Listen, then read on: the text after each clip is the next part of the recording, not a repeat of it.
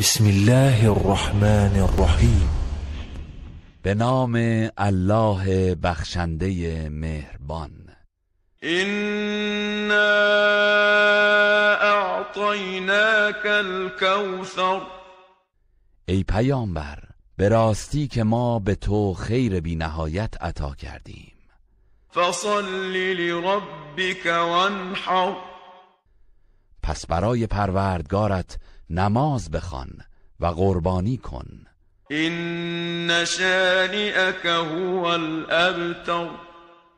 بدون شک دشمن تو بریده از همه خیرات و برکات است.